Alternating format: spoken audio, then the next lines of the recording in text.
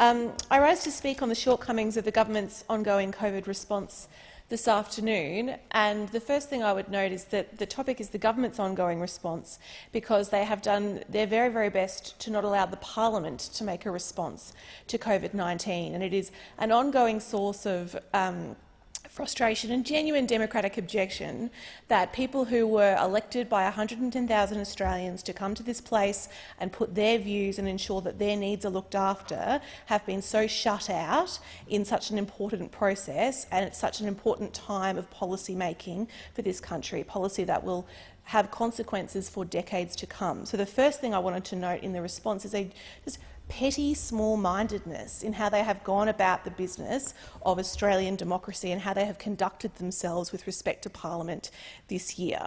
There is a difference between politics and governance. Politics is the art of the possible, it's how you go about policy making, but governance and good governance requires both an opposition and a government. It requires a diversity of views who are coming from all parts of the country, who have all had different experiences, to work together. And we, on this side of the House, have done our very best to be constructive and to work together where possible. But week after week, month after month, we have found Parliament cancelled, and we have found a transfer of powers from decisions that should rightly be made by the Parliament to decisions being made by one minister alone, by transferring things that should be in legislation to regulations and things that are being decided by, for example, the Treasurer at the stroke of a pen, rather than the Parliament in a vote of people elected here by the Australian people.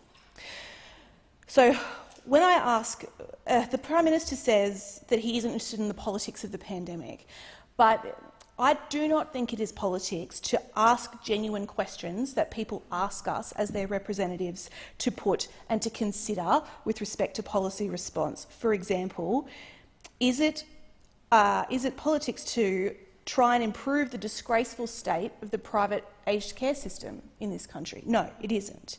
Is it politics to try and support young people through the second economic crisis of their lives? No, it isn't.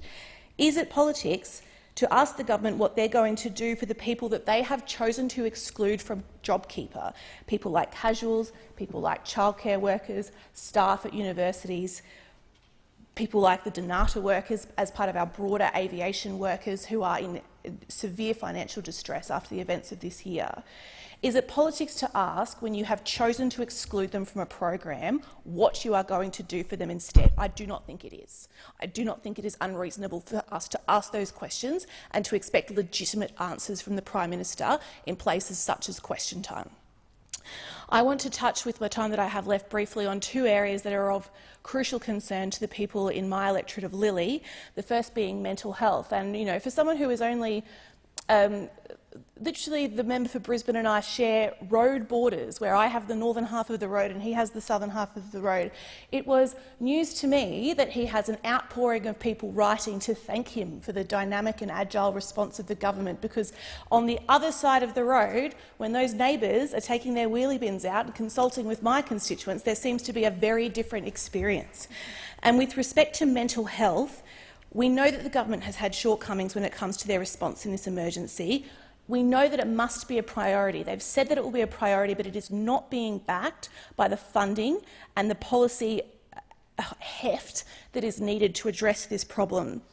We welcome the efforts that they have made so far, absolutely, including those announcements and the things that have happened recently in recent weeks in Victoria, but more needs to be done. I did a town hall with my young people last week ahead of Parliament to make sure that I was across what they wanted raised here in this place, and they said mental health as their #1 concern. Specifically, young people are going to places like Headspace to get support.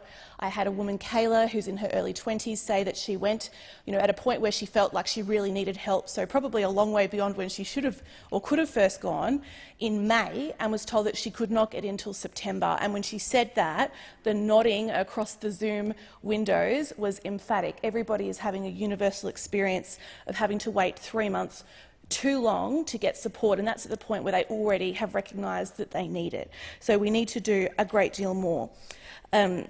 We also, I'll wrap up by saying that the mental health crisis doesn't stop at the Murray River. The mental health crisis is real for young Australians right across the country, and we need to step in this parliament, this sitting, and provide more funding immediately.